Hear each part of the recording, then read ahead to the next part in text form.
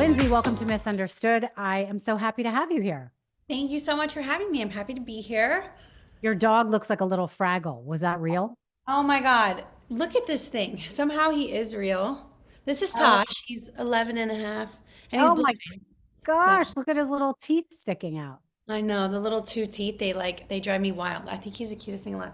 You're so Well, cute, but he can't see anything. So because of the hair in his face, or he's blind? no, well, he has no eyes, so it's made, he doesn't have any eyes. So the hair in the eyes, yeah, people get on me all the time. They're like, get him groomed. Like there's hair in his face. And I'm like, bro, he has no eyes.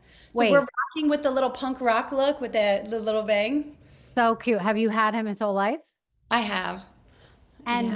what happened to his eyes?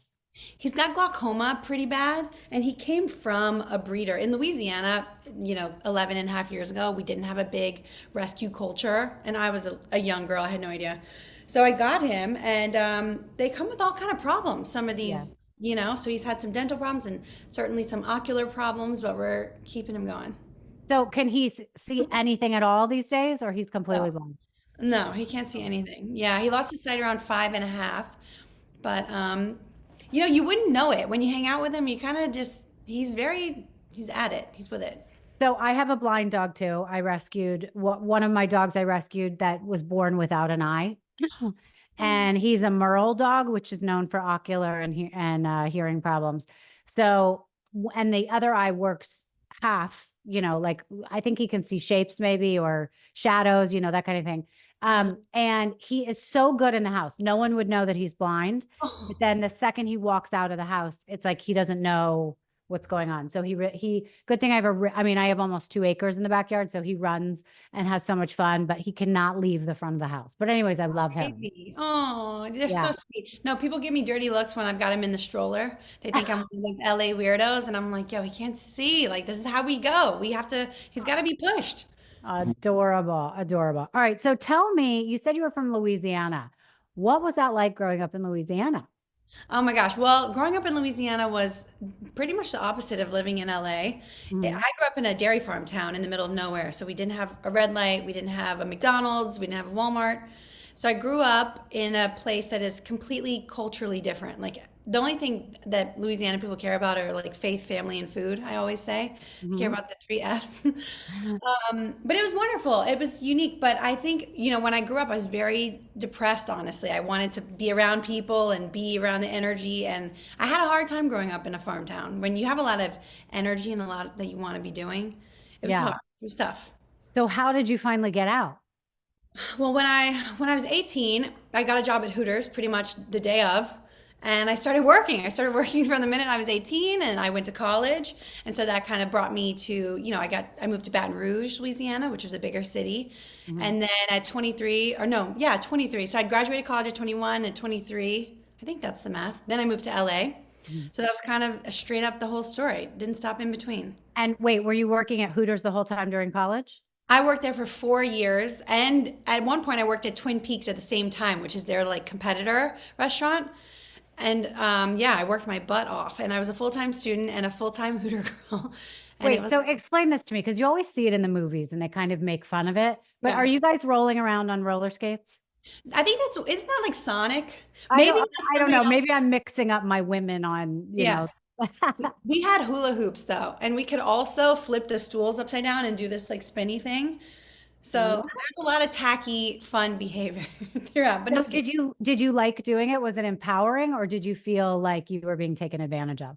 Oh my God. Well, I feel like, I loved making money. The Yeah. minute that I made money, I was like, this is fun.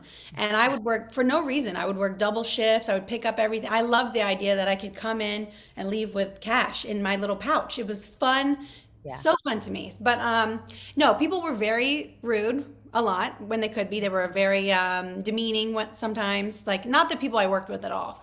But customers could be rude and they could certainly be demeaning, but it gave me a thick skin and Mhm. overall, I really enjoyed the experience. And I Right. got because in college I didn't have a lot of money, so I couldn't join a sorority or do any of those things.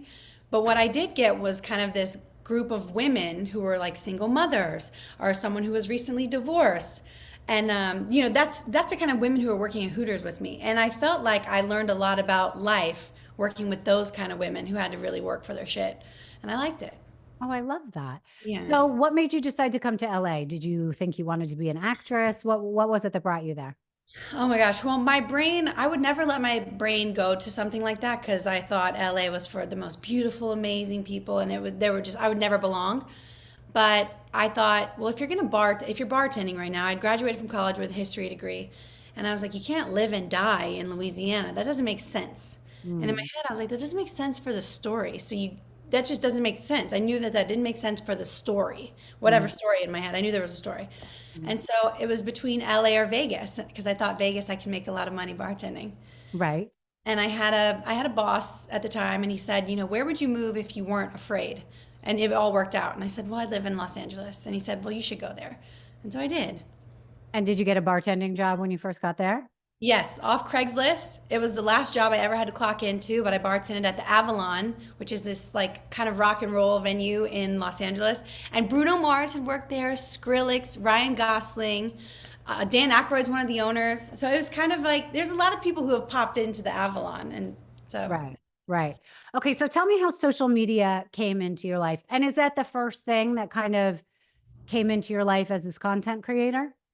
yes. So social media, you know, Instagram was happening when I was around 21, I think, or no, maybe around the 23 mark. It gets a little fuzzy. Okay. But I just posted on Instagram nonstop because I wanted attention and I wanted a boyfriend. And I thought, this is where I'm going to find a boyfriend, which has been so wrong. This whole time has been wrong. But Oh, no, so I started posting on there just to participate socially. And then I amassed a bunch of followers. And at one point, when I moved to LA, so I was bartending in October. And by March, I had had 1 million followers. So I moved here maybe 250,000. And by March, I had 1 million. But back then, there was no money attached to Instagram. There was no right. fame. Hawk Talk could have never happened. Like none of this. No one knew how to merchandise. The agents weren't touching you at all because they thought this was super taboo and weird. So it wasn't what everyone thought. I just had a lot of followers and I was like a bartender. So now you're somebody who has over 10 million followers in all your platforms, over 8 million on just Instagram alone. I want to stop there for a second and just get a lesson from you on Okay. how to build followers in an organic way. You see so many people buying followers or doing all these crazy things to get followers. Yeah. Give us your, your hacks, your tips and tricks. Okay, well, my tips and tricks, well, everything changed because back when I got 1 million followers, when you had like 5,000, you were in the top 1%, and the algorithm fed itself. So once you had a bunch, you were always getting the most likes. So you'd always get promoted, and people were more prone to follow people in general. I think that's totally died. And I think what's going to happen, and this is maybe like my radical idea, no one's ever taught me this, but my impression of how things will go are I think that somehow like mainstream celebrity is going to be how people get famous again. I don't know. I think it's going to be a different world. I don't know if people should focus on getting the follower anymore, but Mhm. maybe they should just focus on the talent or like the craft. And I honestly think it might be old school in the next 5 years. I think that in the next 5 years, people are going to get famous from getting on that huge TV show or maybe having that I don't know. I don't know. I don't think the viral like brain rot stuff can last forever. So Mm. I think it's going to swing back, but that's just my weird hunch. So I have Okay. no idea. So I don't know. I think maybe don't focus on the follower. Focus on, whatever your craft is or your community. Definitely community over follower. You'd rather 5,000 people who are obsessed with you than 500 million who don't really care. Well, I think that's really good advice, actually, because I think so many people are all over the place and they don't really have one thing that they're good at. And people are getting famous just for putting on makeup in the morning, but Yeah. they've never been to beauty school. You know what I mean? Yeah. So, or they're putting on other people's clothes and they just happen to have a really good body at the moment, right? Or they're really into fitness and they're filming themselves at the gym. But I think you are right. When I was younger, you had to submit a reel. You had to be good at something. If you didn't have a talent, yeah, I mean, you better just be a wife because who knows how you would have survived. Seriously, it was like very scary to figure out your place in the world if you couldn't make a place. And I think, excuse me, it's a little bit easier now in the way that anyone could get on social media, do something either outrageous or follow the trends and just be consistent in their posting. And they tend to get a lot of recognition. Now, when I say recognition, I don't mean that their name is a household name, but they can get 5 million followers, 8 million, even 1 million out of nowhere. And it is pretty incredible. I do Yeah. want to get into the topic of monetization though, because I think a lot of people have been shocked at how much money these content creators can make. I know I've seen an article recently that the money that was in it originally, millions of dollars or hundreds of thousands per, just getting for a couple posts here and there, it's not happening anymore. So can you like educate us on the monetization? Oh my God, of course. Well, it is very interesting. Back in the day, before, like ads now on Instagram are kind of direct to consumer. So Mm, now, if I have a brand, I'm selling this hair clip, I can pay Instagram directly and say, put my hair clip in 5,000 posts or whatever I want to do. Back in the day, that wasn't an option. So you had to pay Lindsay to post about the hair clip. So you right. kind of created this, ad marketing culture. But now, the algorithm's kind of shot. It's not what it used to be. So people can't even reach their own audiences that they've built over the years. I can't reach my entire audience ever. And so you also What have do you that. mean by that? Explain that. Well, now, your content isn't being shown chronologically. It's being shown based off of an algorithm that isn't fully public or publicized. So Interesting. you're kind of playing to this robot situation that's going to determine how often your content gets shown to literally the people who chose to follow you. So it's You mean it's not coming up in their feed as you post it? Is that what you yeah, mean? sometimes it won't come up in your feed or it'll come up days later or and it bases it off of a performance, but it's also basing it off of other things like whatever the algorithm thinks, whatever Instagram prefers. Right. And that's not really up to us, which I think is kind of crazy. So there's two main ways though on social media to make money. Either to have a company contact you and you're getting paid Yeah. directly, right? And then the second way is just to get enough people to watch your reels, right? And then the social media is paying you. Explain that. I would imagine. Now, so I have 1.9 million followers on Twitter. I have 217-ish on TikTok. Mm, I've I wouldn't have made enough money on both of those combined to pay for anything, like okay. anything. But and Instagram, I have no idea how much those people who make those brain, I shouldn't say brain rot, but those kind of trend based Yeah. reels, I Mhm. don't know how much money they're making. And honestly, I think the marketing based revenue landscape has changed. So I think if you want to make money on Instagram now, you might want to consider having your own product. You might want to consider selling your own art. You might want to consider funneling your audience to another location that monetizes you appropriately or maybe a little bit more.